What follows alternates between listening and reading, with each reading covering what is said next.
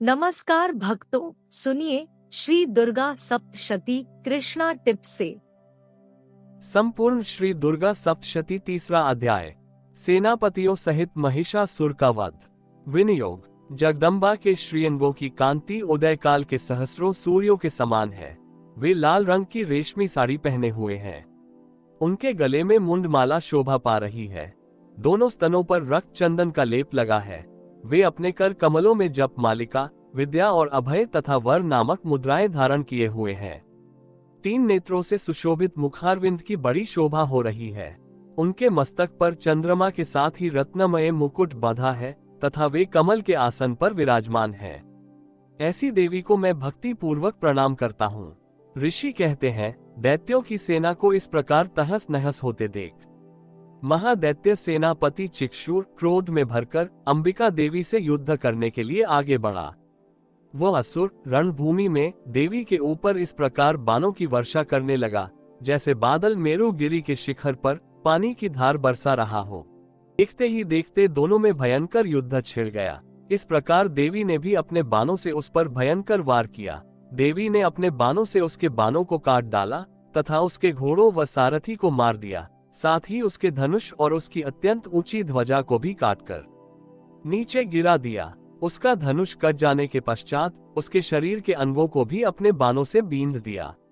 धनुष, घोड़ों और सारथी के नष्ट हो जाने पर वह असुर ढाल और तलवार लेकर देवी की तरफ आया। उसने अपनी तीक्ष्ण धार वाली तलवार से देवी के सिंह के मस्तक पर प्रहार किया और बड़े वेग से देवी की बाईं भुजा पर वार किया, किंतु देवी की बाईं भुजा को छूते ही उस दैत्य की तलवार टूटकर 2 टुकड़े हो गई। इससे दैत्य ने क्रोध में भरकर शूल हाथ में लिया और उसे भद्रकाली देवी की ओर फेंका। देवी की ओर आता हुआ वो शूल आकाश से गिरते हुए सूर्य के समान प्रज्वलित हो उठा।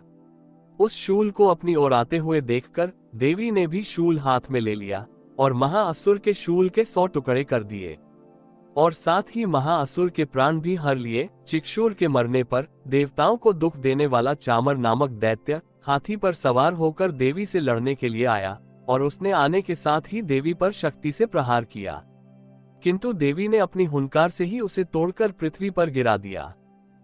शक्ति को टूटा हुआ देखकर दैत्य ने क्रोध से लाल होकर शूल चलाया, किंतु देवी ने उसको भी काट दिया। इतने में ही देवी का सिंह उछलकर हाथी के मस्तक पर सवार हो गया और दैत्य के साथ बहुत ही तीव्र युद्ध करने लगा।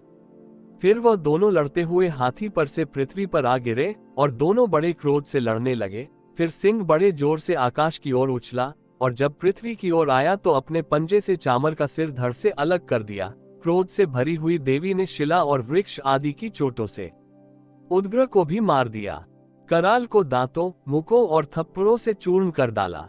क्रुद्ध हुई देवी ने गदा के प्रहार से उद्धत दैत्य को मार गिराया। भिदिपाल से वाष्पकल को, बाणों से ताम्र तथा अंधक को मौत के घाट उतार दिया। 3 नेत्रों वाली परमेश्वरी ने त्रिशूल से उग्रास्य, उग्रवीर्य और महाहनु नामक राक्षसों को मार गिराया। उसने अपनी तलवार से विडाल नामक दैत्य का सिर काट डाला तथा अपने बाणों से दुर्धर और दुर्मुख राक्षसों को यमलोक को पहुंचा दिया। इस प्रकार जब महिषासुर ने देखा कि देवी ने मेरी सेना को नष्ट कर दिया है, तो वह भैंसे का रूप धारण कर देवी के गणों को दुख देने लगा। उन गणों में कितनों को उसने मुख के प्रहार से, कितनों को खुरों से, कितनों को पूंछ से, कितनों को सींगों से, बहुतों को दौड़ाने के वेग से, अनेकों को सिंहनाद से, कितनों को चक्कर देकर और कितनों को श्वास वायु के झोंकों से पृथ्वी पर गिरा दिया। वो दैत्य इस प्रकार गणों की सेना को गिरा देवी के सिंह को मारने के लिए दौड़ा। इस पर देवी को बड़ा गुस्सा आया। उधर दैत्य भी क्रोध में भरकर धरती को खुरों से खोदने लगा तथा सींगों से पर्वतों को उखाड़ उखाड़ कर धरती पर फेंकने लगा और मुख से शब्द करने लगा। महिषासुर के वेग से चक्कर देने के कारण पृथ्वी क्षुब्ध होकर फटने लगी। उसकी पूंछ से टकराकर समुद्र चारों ओर फैलने लगा। हिलते हुए सींगों के आघात से मेघ खंड खंड हो गए और श्वास से आकाश में उड़ते हुए पर्वत फटने लगे।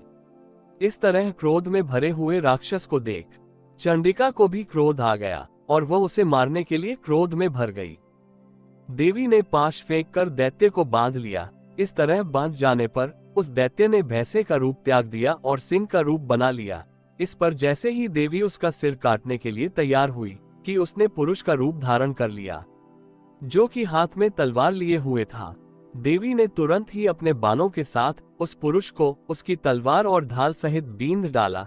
इसके पश्चात वह हाथी के रूप में दिखाई देने लगा और अपनी लंबी सूंड से देवी के सिंग को खींचने लगा और गर्जने लगा। देवी ने अपनी तलवार से उसकी सूंड काट डाली। तब राक्षस ने एक बार फिर भैंसे का रूप धारण कर लिया और पहले की ही तरह चर अचर जीवों सहित समस्त त्रिलोकी को व्याकुल करने लगा। इस पर क्रोध में भरी हुई देवी बारंबार उत्तम मधु का पान करने लगी और लाल लाल नेत्र करके हंसने लगी। उधर बलवीर्य तथा मद से क्रुद्ध हुआ दैत्य भी गरजने लगा और अपने सींगों से देवी पर पर्वतों को फेंकने लगा। देवी अपने वानों से उसके फेंके हुए पर्वतों को चूर्ण करती हुई बोली, ओ मूढ़, जब तक मैं मधु पीती हूँ तब तक तू गरज ले, और इसके पश्चात मेरे हाथों तेरी मृत्यु हो जाने पर देवता गर्जना करेंगे। महर्षि मेधा ने कहा। यो कहकर देवी उछलकर उस दैत्य पर जा चढ़ी और उसको अपने पैर से दबाकर शूल से उसके गले पर आघात किया। देवी के पैर से दबने पर भी वो दैत्य दूसरे रूप में अपने मुख से बाहर आने लगा। अभी वह आधा ही बाहर निकला था कि देवी ने अपने प्रभाव से उसे रोक दिया। अब वह दैत्य आधा निकला हुआ ही युद्ध करने लगा। इस पर देवी ने अपनी तलवार से उसका सिर काट दिया। इसके पश्चात सारी राक्षस सेना हाहाकार करती हुई वहां से भाग खड़ी हुई और सब देवता अत्यंत प्रसन्न हुए तथा ऋषियों महर्षियों सहित देवी की स्तुति करने लगे। गंधर्वराज गान करने लगे तथा अप्सराएं नृत्य करने लगी। इस प्रकार श्री मार्कंडेय पुराण में सावर्णिक मनवंतर की कथा के अंतर्गत देवी महात्म्य में महिषासुर वध नामक तीसरा अध्याय पूरा हुआ। इति श्री दुर्गा सप्तशती तीसरा अध्याय संपूर्ण।